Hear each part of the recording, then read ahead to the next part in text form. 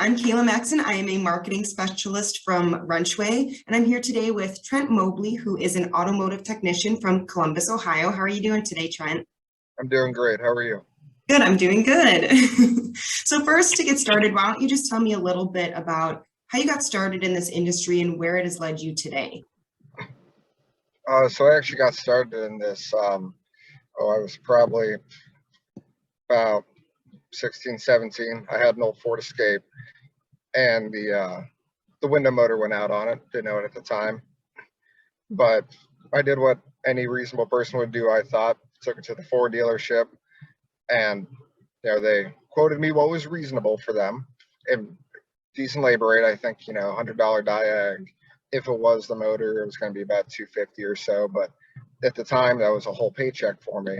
So I went to the library, found a Chilton on the Escape, and proceeded, just kind of guessed really as to what it was. And I replaced the window motor myself. Took me just about all day. Couldn't figure it out for the life of me. This was the first time I'd really ever held a tool in my hand. And after it all got said and done, realized I forgot to put the window back into the car, but got it back in and I fixed it. And it occurred to me that, why would I let someone else do it when I can do it myself? And it was an old car. I think I got rid of it when it had about 250,000 miles on it. So things were breaking all the time. Then I was constantly fixing them. And that kind of inspired me to get into this industry. I went to a Valvoline, learned how to change oil, went to a Walmart, learned how to change tires. And then I got an apprenticeship at a Chevy dealer, and they taught me quite a bit. And I've kind of just been moving around ever since, just gathering experience. Yeah, so kind of just a hobby that turned into a career a little bit then. Yeah, that's really about it. It's extremely beneficial to be able to work on your own stuff. Saves you a lot of money, a lot of time, and it's really convenient if you ever broke down on the side of the highway to know what went wrong. Yeah, absolutely.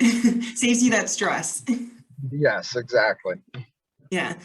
So what would you say is your favorite part about being a technician? I know you touched on just like that thrill of fixing something, but what else kind of just really drives you to go to work every day? I'd have to say my favorite part about this is actually the diagnostic portion of it. Um, Getting a car, I mean, they have codes and we have scan tools, but that really doesn't tell you what's wrong with the car. I enjoy figuring it out, whether it's ripping apart an interior, chasing wires all day, or finding a mechanical problem. I enjoy the diagnostic experience and the joy I get when I know I'm right. When I fix that part, replace it, repair it, something, and the car works correctly, it makes me pretty happy.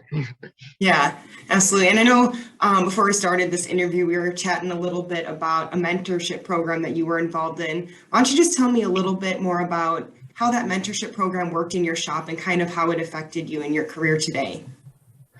Um, so it wasn't quite a program. I just had a very good shop foreman at the time. His name was Jeff, and that man was incredibly intelligent. I went there in average tech, maybe even below average, and he taught me how to look at things. He taught me how to think about things. Don't just. I guess the biggest part was he taught me not to get stressed out too much. If you're looking at a big job, something like that, say pulling an engine on a F550 or something of that nature. When you pull up the service procedure, it's going to be, 30, 40, 50 pages. Then looking at all that and then going back and looking at the vehicle, it's easy to get overwhelmed on where do I even start? And that was a big thing. And on occasion, I still have to stop myself, but it's all just nuts and bolts, and that's what he taught me, and it's really great. Yeah, that's amazing, I think, to have somebody to be able to look up to. And How important do you think that is for a new technician coming in, just to have somebody to, kind of have their back and be able to ask questions? Oh, I think it's incredibly important. If you go into this industry and you don't have any experience or anything like that, you're going to ask a lot of questions.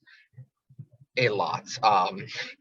It it's really kind of impressive, and you need someone who understands that there is no stupid question.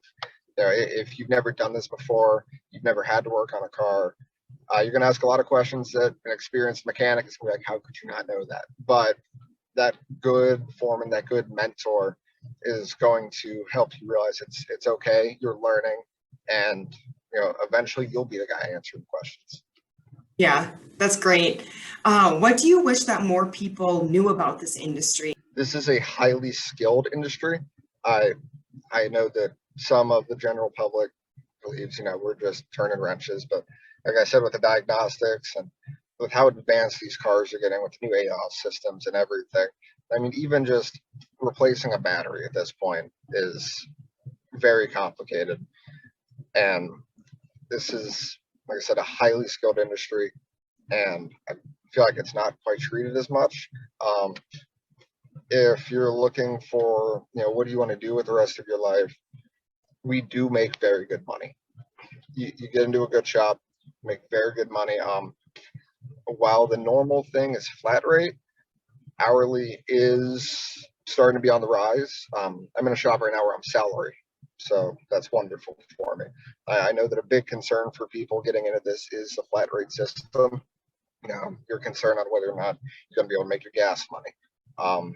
That's not as big of a thing anymore. A lot of shops are going to hourly, which really helps. And I mean, when you start out as an apprentice, you're hourly anyway. Well, Yeah, absolutely. Well, so that's all the questions that I had for you today. Do you have any final thoughts before we wrap up?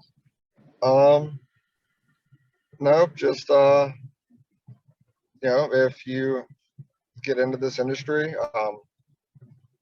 you don't necessarily have to jump onto a tool truck. You can go into a lot of debt very quickly doing that. Some of the tool trucks are very good people, and they'll stop you if they know that that's what you're doing. They'll try to help you out. Harbor Freight works fine. Amazon works fine.